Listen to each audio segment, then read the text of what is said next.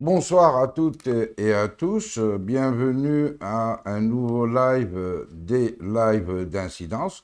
Aujourd'hui aussi, on essaiera d'avoir une petite interaction à la fin de l'émission.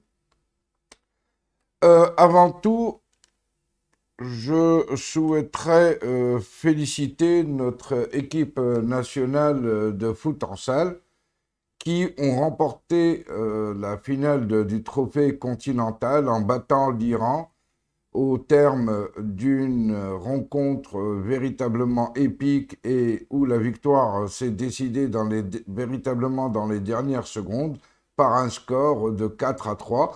Donc félicitations à leur entraîneur, Hichem Dgig, et à tous les joueurs, tous ces lions de l'Atlas qui, une fois de plus, rapportent un trophée et le rajoutent à leur vitrine au sein de la fédération. Ce soir, nous revenons encore sur le sujet algérien. Décidément, chaque jour, l'Algérie reste au rendez-vous, un véritable téléfeuilleton, une série à la mexicaine ou à la turque, et on va pratiquement d'événement en événement, et ça se succède sans arrêt. Aujourd'hui, la question qui se pose est de savoir si véritablement l'étau commence à se resserrer autour de l'Algérie. Hier, jeudi, le sénateur républicain et président de la commission du renseignement au Sénat a adressé un courrier au secrétaire d'État Anthony Blinken, où il exigeait des sanctions contre l'Algérie. Sur ce courrier, il est dit, en vertu de l'article 231 de la loi de 2017, le président américain peut imposer des sanctions à l'Algérie, a souligné Marco Rubio, rappelant que le chef de la Maison-Blanche a délégué ce pouvoir au secrétaire d'État en consultation avec le secrétaire du Trésor. Et il précise, la Russie est le premier fournisseur militaire de l'Algérie et l'Algérie fait partie des 4 plus gros acheteurs d'armes russes dans le monde, aboutissant à un accord d'armement de 7 milliards de dollars en 2021. Et pour Marco Rubio, il estime que cet afflux d'argent de toutes sources, aussi algérienne ou autre, vers la Russie, renforcera davantage la machine de guerre russe en Ukraine, et il s'étonne dans sa lettre à Blinken que celui-ci n'ait pas encore pris les mesures qui sont à sa disposition pour freiner ou pour dissuader l'Algérie d'acheter des armes à la Russie.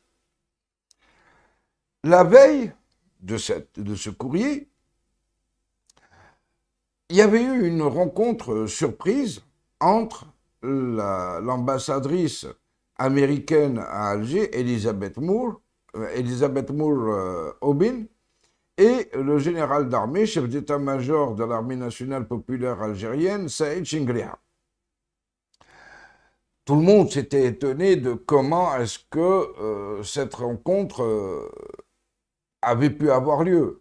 Surtout que, selon les règles diplomatiques en usage, l'ambassadrice aurait dû soit s'adresser à la présidence ou en priorité au ministère des Affaires étrangères algérien et aurait dû demander à voir d'abord le ministre Lamamra avant toute chose. Mais aujourd'hui, on en sait un peu plus et d'après certaines informations qui circulent, c'est qu'effectivement, l'ambassadrice américaine avait demandé à la présidence algérienne à rencontrer le chef d'état-major Chingriha, sauf que dans un premier temps, la présidence algérienne a refusé cette demande et l'ambassadrice a dû exercer de fortes, voire très fortes pressions sur le pouvoir algérien pour pouvoir avoir cette rencontre avec Shingriha. Alors, au menu de cette rencontre,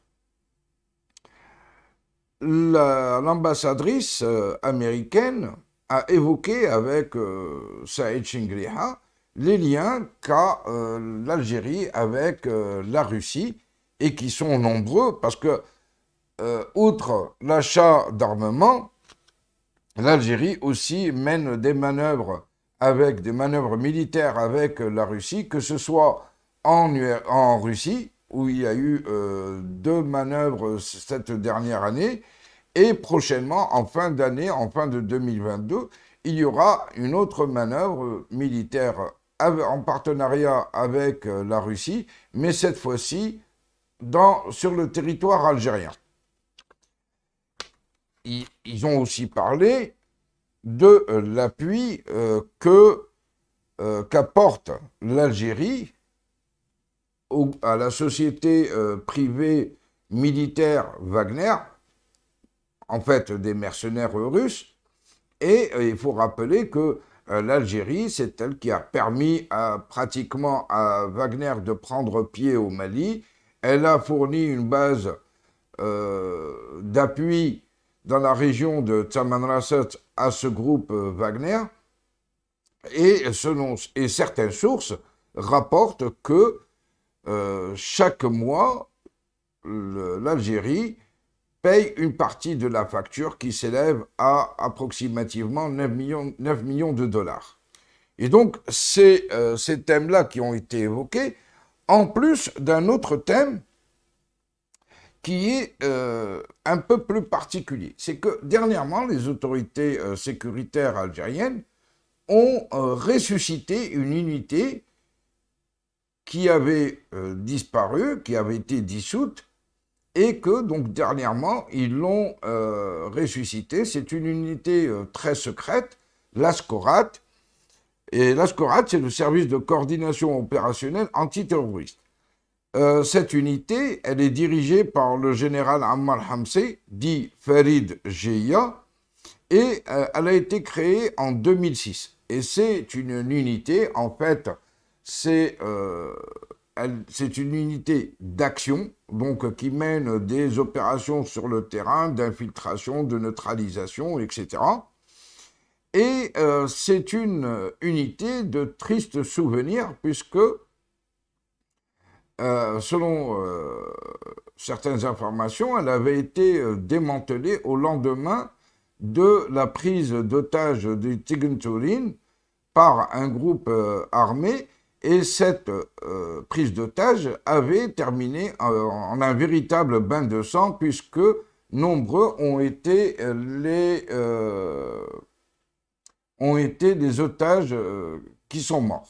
Nombreux ont été les otages assassinés, et le pouvoir algérien avait été à l'époque interpellé, et Bouteflika avait donné comme explication aussi bien à la France qu'aux États-Unis que l'action des services de renseignement avait eu lieu sans en référer ni à l'état-major ni à la présidence, et donc que ça avait été une énorme bavure. Donc, suite à cette opération, la SCORAT avait été démantelée, mais là, elle renaît. Et selon certaines informations, cette renaissance reste suspicieuse, puisque d'abord, son directeur, le directeur de la SCORAT, est le fameux Farid Jia, un homme de triste réputation lors de la décennie noire, puisqu'il a procédé à de nombreuses opérations d'élimination d'Algériens, de civils. Nombreux ont été des civils tout à fait innocents. Et nous avons consulté aujourd'hui certaines sources au fait de de l'activité de cette unité, et il paraîtrait que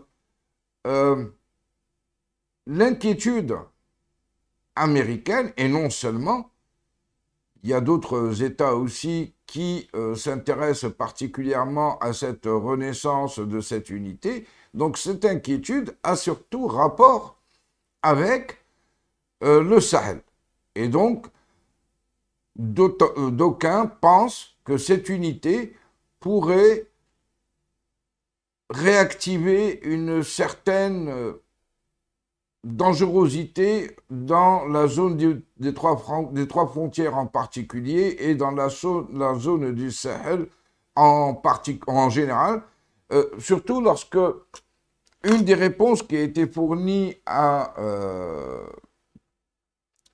l'ambassadrice américaine, c'est que cette unité-là, parce que ce qu'elle a demandé, l'ambassadrice a demandé à ce qu'il y ait une coopération avec cette unité. Beaucoup plus que son démantèlement, elle a demandé à ce qu'il y ait une coopération avec les services américains, et ce qui explique aussi que durant la rencontre, l'officier de liaison de la CIA était présent et a assisté, et sur toutes les photos qui ont été publiées dans la presse, on le voit au premier plan de la photo en train de prendre des notes. Et sur ce point de collaboration, les généraux algériens se sont montrés peu enclins à cette collaboration, disons qu'ils l'ont complètement écartée en disant que l'Ascorat gérait des affaires surtout intérieures et ne collaborait que avec certains pays où il y aurait des ramifications ou des continuités opérationnelles comme la Tunisie ou la Libye. Un point aussi qui est intéressant, c'est que suite à cette réunion, on a le communiqué du ministère de la Défense algérien, je vous le lis. Le général d'armée Saïd Chengliha, chef d'état-major de l'armée nationale populaire ANP, a reçu mercredi à Alger l'ambassadrice des États-Unis d'Amérique, Madame Elisabeth Moore Aubin.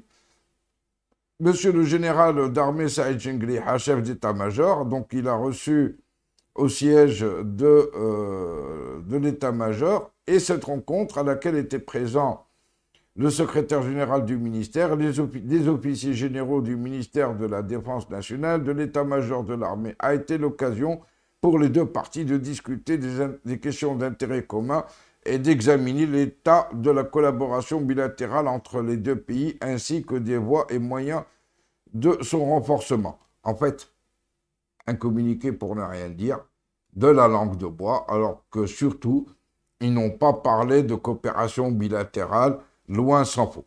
Par contre, l'ambassadrice américaine s'est fendue d'un tweet assez laconique, mais hautement expressif, puisqu'elle a dit « Honoré de discuter des opportunités de coopération en matière de sécurité entre les États-Unis et l'Algérie avec le chef d'état-major. » Donc, c'est véritablement question de sécurité, il n'y a pas de coopération bilatérale, etc. Le seul point qui a été discuté, c'est un point sécuritaire, sans plus. Mais revenons donc à la situation actuelle de l'Algérie et pourquoi cette question de est-ce que l'étau se resserre autour de l'Algérie. Nous avions, dans les lives précédents, indiqué que l'Algérie faisait l'objet de nombreux reproches de la part de nombreux pays.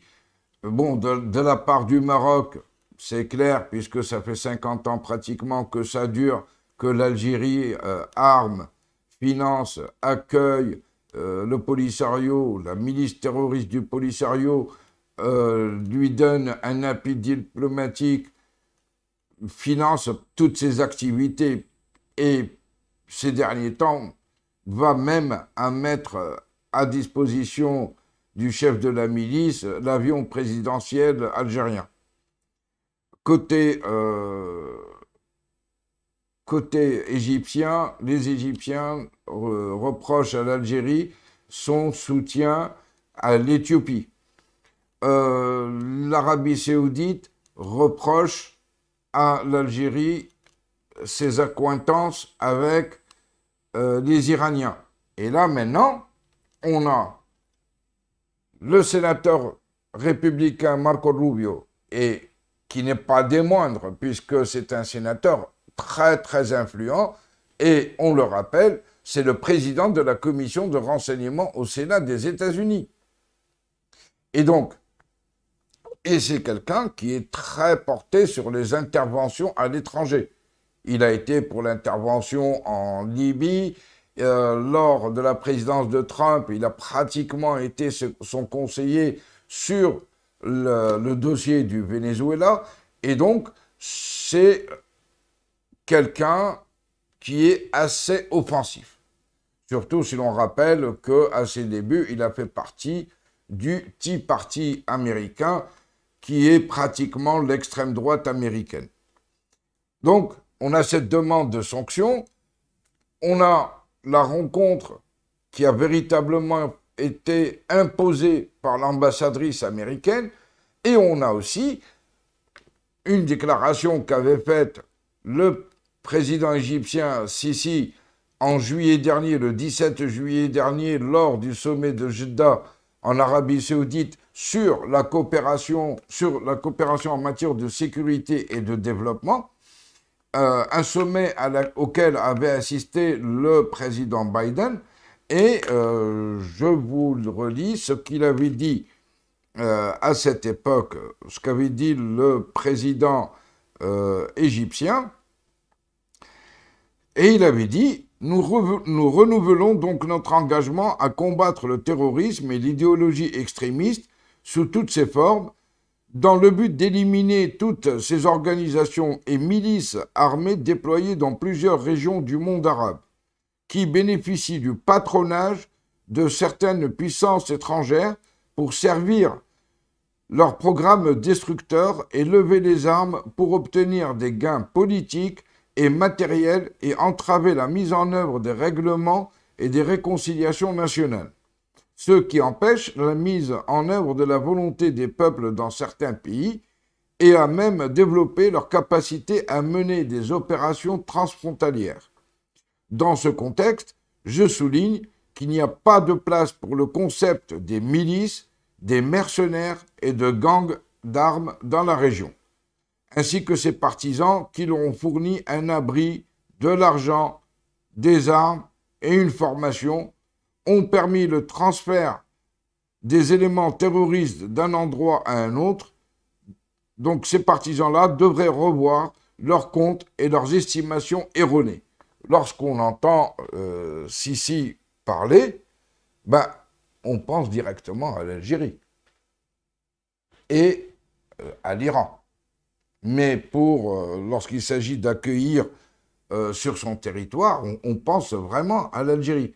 Donc, aujourd'hui, l'Algérie se retrouve avec un côté les Américains, et qui, rappelons-le, que lors de la dernière la dernière session du Conseil des droits de l'homme à Genève, qui s'est déroulée le 16 dernier, donc aujourd'hui, non, hier, ça s'est déroulé, pardon, hier, donc la session du Conseil des droits de l'homme, la délégation américaine a interpellé l'Algérie sur la situation extrêmement inquiétante des droits de l'homme dans le pays, les violations massives des droits des populations séquestrées dans les camps de Tindouf et le refus de l'État algérien d'assumer ses responsabilités légales et mettre fin aux crimes odieux malgré les constats et les appels répétés des mécanismes du Haut Commissariat aux droits de l'homme. En sa qualité de présidente de la délégation des États-Unis, l'ambassadrice représentante permanente auprès des Nations Unies à Genève, Madame Batsheba Nell Crocker, a réitéré les préoccupations des États-Unis par l'utilisation généralisée de lois qui restreignent indûment les libertés d'expression et de réunion et d'association pacifique pour arrêter ces activistes. En gros, maintenant,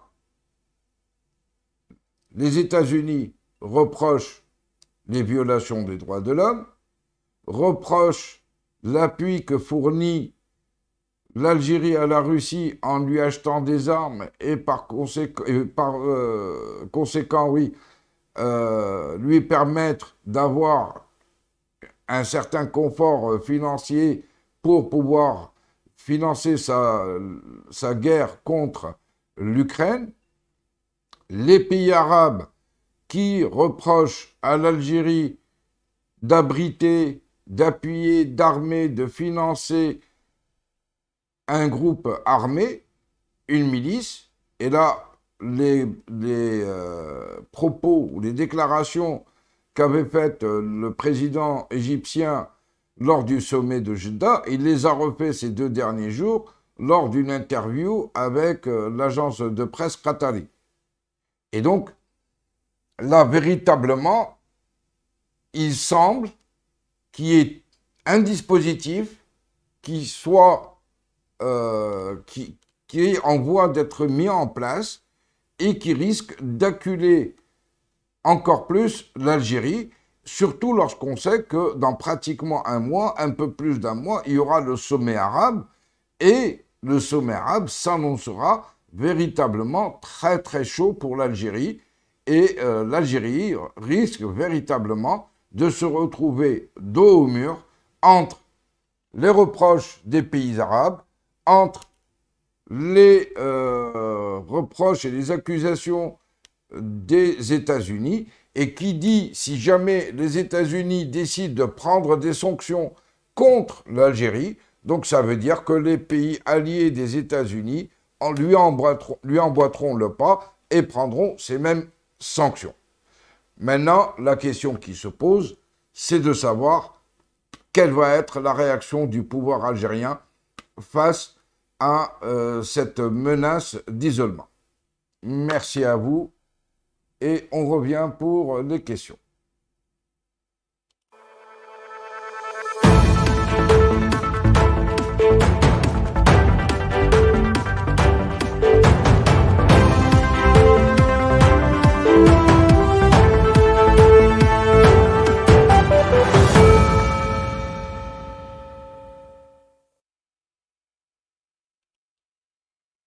Rebonsoir, donc voyons un peu s'il y a des questions. Ricomé, l'invocation de cette loi n'est-elle pas qu'une manière de mettre la pression à l'Algérie? Pourquoi, si on suit cette loi, c'est surtout appliqué à des pays qui achètent des 2 côtés US difficilement applicable à l'Algérie? Ben non, elle n'est absolument pas difficilement applicable. Il suffit d'avoir une volonté politique. Les Américains ont un texte législatif, un texte juridique pour ce faire. Et donc, il suffirait que demain, Blinken, en accord avec le secrétaire du Trésor américain, prenne la décision de mettre en place une série de sanctions contre l'Algérie pour que ce soit fait. Donc maintenant, si l'Algérie a un seul fournisseur, ça ne reste pas le problème des Américains. Les Américains reprochent à l'Algérie d'alimenter la caisse russe, c'est surtout ce point.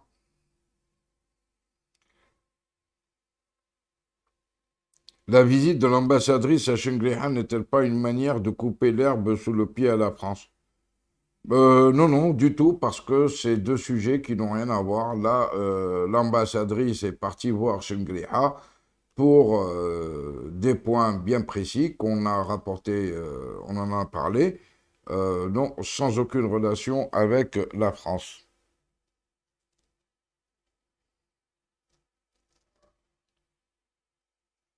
Donc, je ne sais pas s'il y a une autre question.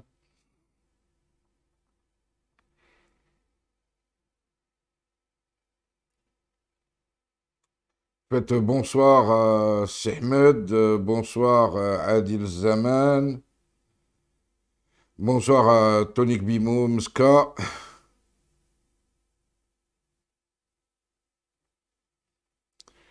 Donc, s'il y a une autre question avant de clore cette émission.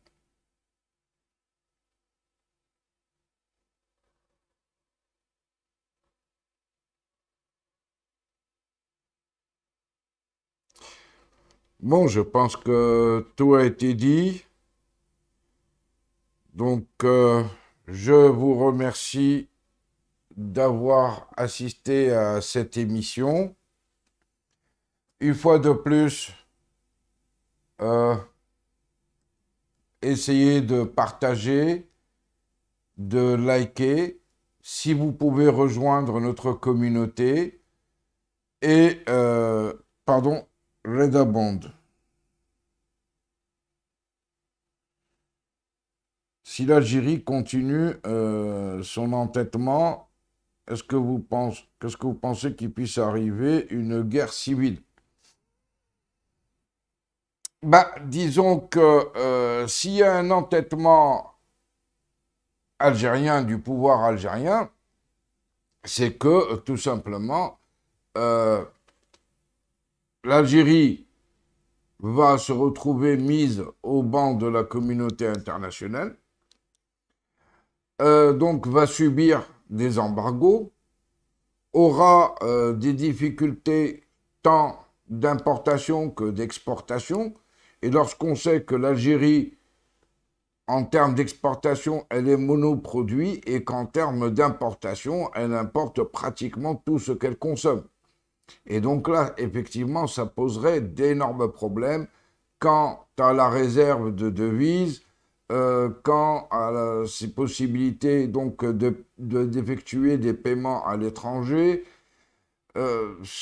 Ça poserait véritablement beaucoup de soucis qui auraient une répercussion directement sur l'économie algérienne et donc sur la population, et ça pourrait créer une certaine instabilité. Mais de là à dire que dès maintenant, on peut parler de guerre civile, non, je ne le pense pas. Pour le moment, il est trop tôt pour s'avancer, mais disons que les indications qu'on a maintenant, on peut considérer que ce sont de sérieux avertissements à l'Algérie et que donc le pouvoir algérien devrait être conscient des dangers qui le guettent et agir en conséquence.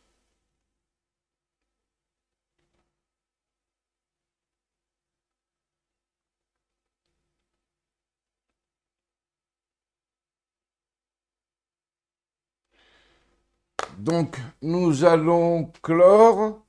Merci à toutes et à tous. À une prochaine émission. Et encore bravo pour l'équipe nationale de foot en salle pour leur victoire d'aujourd'hui et justement sur les Iraniens. Merci, bonne soirée à vous et à une prochaine émission.